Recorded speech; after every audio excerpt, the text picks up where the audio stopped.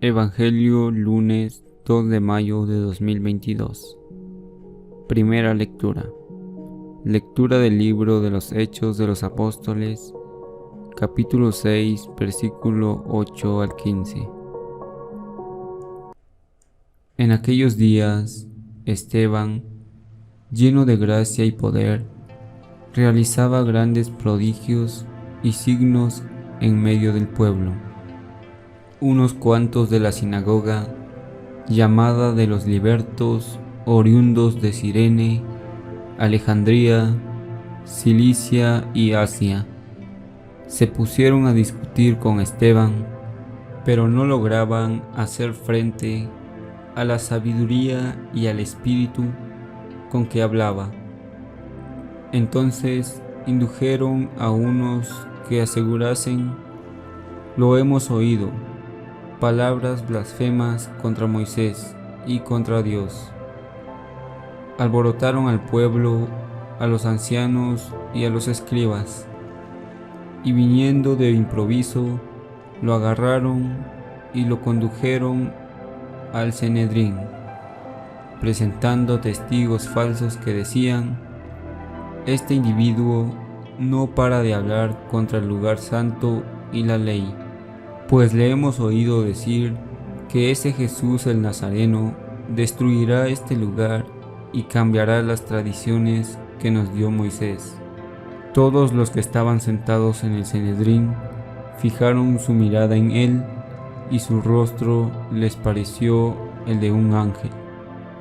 Palabra de Dios. Salmo responsorial. Salmo 118. Dichoso el que camina en la voluntad del Señor. Aunque los nobles se sienten a murmurar de mí, tu siervo medita tus decretos. Tus preceptos son mi delicia, tus enseñanzas son mis consejeros. Dichoso el que camina en la voluntad del Señor. Te expliqué mi camino y me escuchaste. Enséñame tus mandamientos, instrúyeme en el camino de tus mandatos, y meditaré tus maravillas. Dichoso el que camina en la voluntad del Señor. Apártame del camino falso y dame la gracia de tu ley. Escogí el camino verdadero, deseé tus mandamientos. Dichoso el que camina en la voluntad del Señor. Evangelio. Lectura del Santo Evangelio según San Juan, capítulo 6, versículo 22 al 29.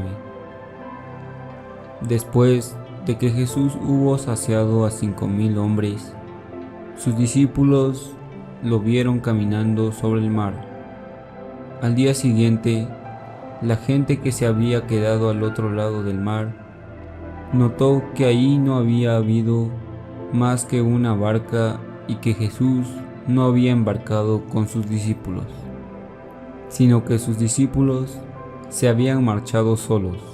Entretanto, unas barcas de Tiberíades llegaron cerca del sitio donde había comido el pan después de que el Señor había dado gracias. Cuando la gente vio que ni Jesús ni sus discípulos estaban ahí, se embarcaron y fueron a Cafarnaún en busca de Jesús.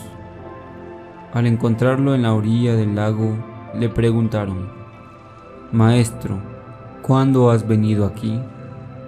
Jesús les contestó: en verdad os digo, me buscáis no porque habéis visto signos, sino porque comisteis pan hasta saciaros.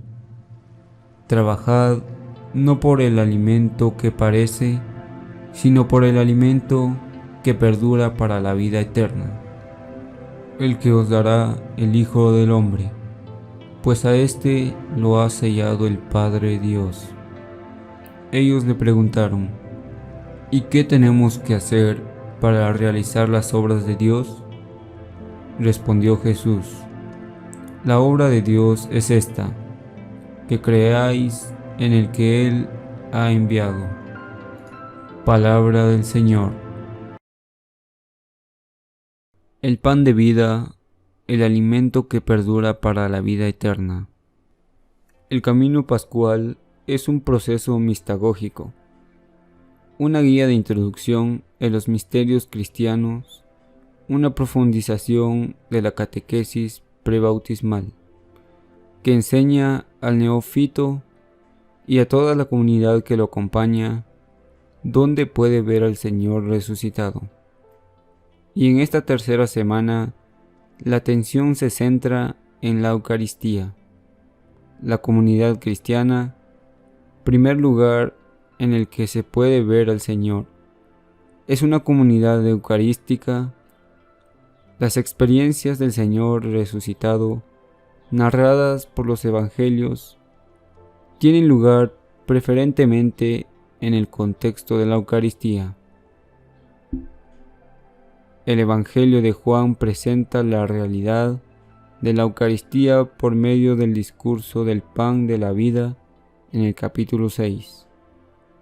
Después de alimentar a la multitud con 5 panes y 2 peces, se da un momento de transición del pan material a la fe.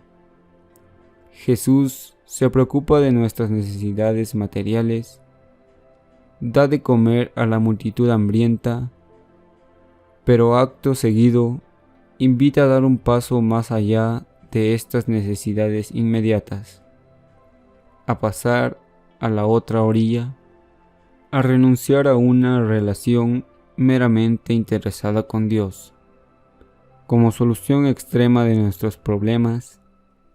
Cuando no podemos resolverlos por nosotros mismos, para entablar una relación basada en la fe, confianza, la única posible en el asunto de la salvación, el pan material sirve como signo, que remite a otra dimensión, la de la vida eterna, la vida en Dios.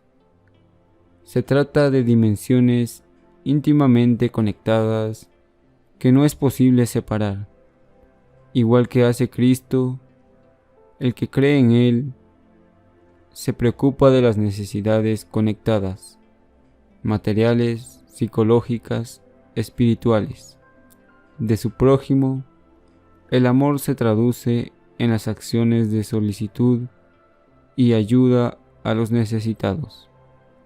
Por eso, precisamente, el dar de comer a la multitud, remediando su hambre física, es signo de esa vida superior. Estamos llamados a preocuparnos de las necesidades materiales de nuestro prójimo. Cristo mismo les da de comer, pero lo hace por medio de nuestras manos. Y como no somos solo una organización de beneficencia, una ONG, esos gestos de fraternidad se convierten en signos de una realidad superior que ya está operando entre nosotros. Realizamos la obra de solidaridad fraterna, invitamos a ir más allá, a realizar la obra de Dios. El paso a la fe en Jesucristo, el verdadero pan de vida. De hecho, si esa solidaridad es fraterna, lo es porque vemos en nuestro prójimo, en cualquier persona, a un hermano, hijo del Padre de Jesucristo. Es por la fe en Cristo, por lo que conocemos a Dios como Padre y a nuestros semejantes como hermanos. Es esencial conectar los gestos de fraternidad con esa fe explícita en el Dios Padre de Jesucristo. En caso contrario, podemos caer en un buenísimo ingenuo, sin verdadera confesión, una fraternidad etérea, sin un Padre que nos hermana, o por el lado contrario, en una confesión intransigente que no nos permite ver en los demás a nuestros hermanos. Aquí vale la confesión valiente, arriesgada y sin irenismo de Esteban, que nos acompaña en estos días.